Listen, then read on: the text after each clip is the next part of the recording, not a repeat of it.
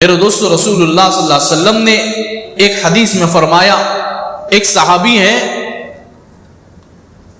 وہ فرماتے ہیں میں اور اللہ کے نبی صلی اللہ علیہ وسلم دونوں ایک راستے پر جا رہے تھے۔ ایک راستے میں جاتے ہوئے ایک آدمی کو ہم نے دیکھا، وہ بالکل کمزور پڑا ہوا ہے، حالانکہ وہ آدمی مسلمان تھا۔ وہ صحابی کو رسول اللہ صلی اللہ علیہ وسلم نے فرمایا، کیا ہوا، تمہاری حالت یہ سی کیوں ہے؟ حضور اکرم صلی اللہ علیہ وسلم سے وہ ادب کے ساتھ کھڑے ہو کر فرمایا، یا رسول اللہ صلی اللہ علیہ وسلم، میں اپنے گھر والوں کو کئی دفعہ سنا چکا ہوں کہ میرا نکاح ہو جائے، میرے نکاح ہو جائے۔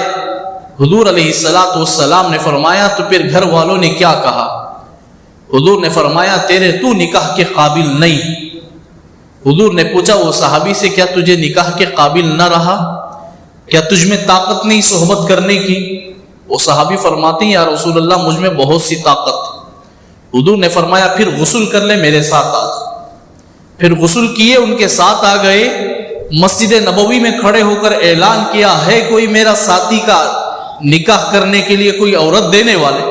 ایک صحابی کھڑے ہو گئے، یا رسول اللہ، میں اپنی بہن کو دینا چاہتا ہوں، میں اپنی بہن کو دینا چاہتا ہوں۔ اب اس زمانے میں اگر پوچھا جائے تو ان کی گورنمنٹ کی نوکری ہے کہ نہیں پوچھے، اور ان کی کمائی کتنی پوچھتے ہیں، ان کی بایو ڈاٹا پورا پوچھتے ہیں، پھر تحقیقات کرتے ہیں۔ 100 آدمی اچھا بولے، 90 پر 9 آدمی اچھا بولے، ایک برا بول دے تو اس کی خاطر نکاح توڑ دیتے ہیں، رشتے کو ختم کر دیتے ہیں۔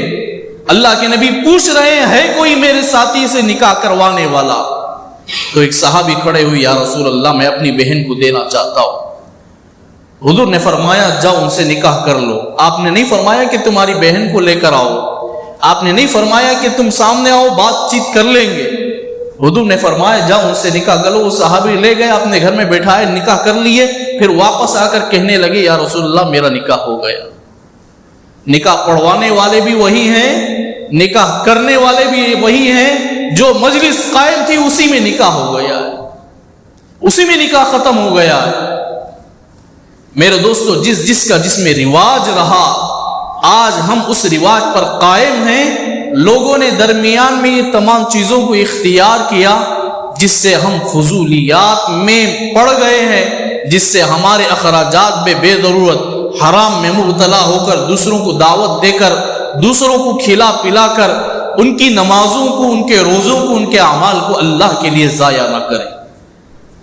جتنی ہم میں طاقت ہے اس وجہ سے نکاح کرو، ایک ٹوٹے تو دوسرا کرو، ایک منگنی ٹوٹا تو دوسرے منگنی کرو، اللہ اس میں خوب برکت دینے والے۔ رسول اللہ کا فرمان ہے، ان اعظم النکاح برکہ، اس نکاح میں اللہ خوب برکت دیتے ہیں، ایسرہ معونہ، جس میں خرچ کم کیا جائے۔ اور بے نکاح کے بھی یوں ہی نہ چھوڑے۔ عام طور پہ 30-35 سال لڑکے کے ہو جاتے ہیں، 25 سال لڑکیوں کی ہو جاتی ہیں۔ اللہ کے نبی نے فرمایا، جب لڑکا یا لڑکی بالغ یا بالغہ ہو جائے تو اس کا نکاح کر دے۔ پہلے تو ہم خلاف سنت حکومت کے مجبوری پر کرتے ہیں، لڑکیوں کو 18 سال ہونا ہے، لڑکوں کو 21-22 سال ہونا ہے۔ میرے دوستو، جب اللہ نے وسعت دی ہے، طاقت دی ہے، جب بہتر رشتہ، پہلا رشتہ آتا ہے اللہ کی طرف سے، تم اسے قبول کر لو۔ جب آپ کو سمجھ میں آ جائے تو فوراً قبول کر لو، جب نہ سمجھ میں آئے تو استخارہ کرو۔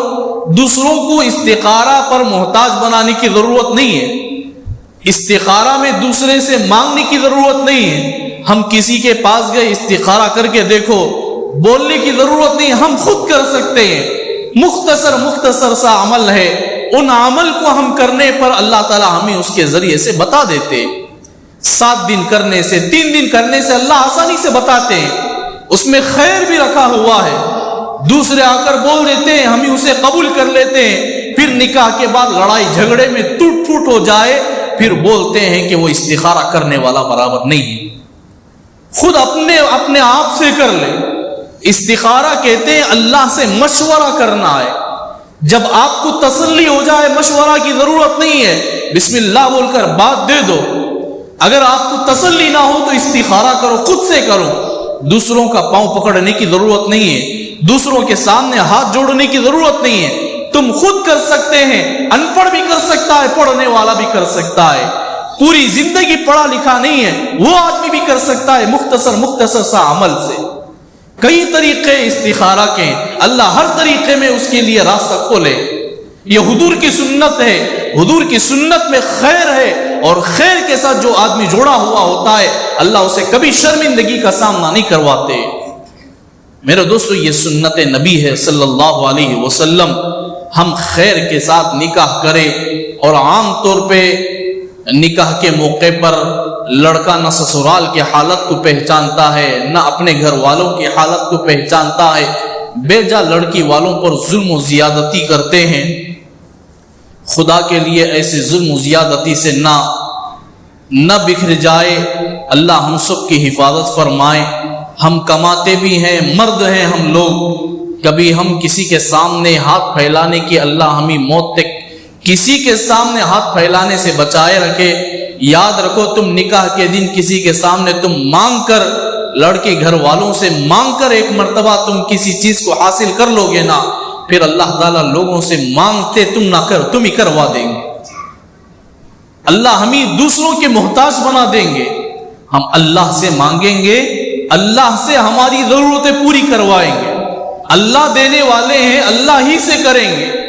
اگر لے لیے تو واپس کر دو، جتنی طاقت ہو واپس کرو، شرمندگی کی کوئی ضرورت نہیں ہے۔ آج 4 آدمی کے سامنے شرمندہ ہونا پڑے گا، کوئی اعتراض نہیں ہے، قیامت کے دن کروڑوں لوگوں کے سامنے شرمندگی کا سامنا کرنا پڑے گا۔ اللہ ہم سب کی حفاظت فرمائے۔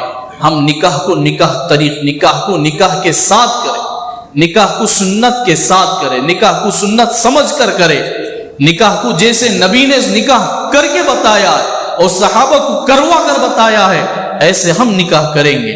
اللہ مجھے اور آپ کو رسول اکرم صلی اللہ علیہ وسلم کی ہر سنت کو سمجھ کر عمل کی توفیق عطا فرمائے۔ وما توفیقی الا باللہ۔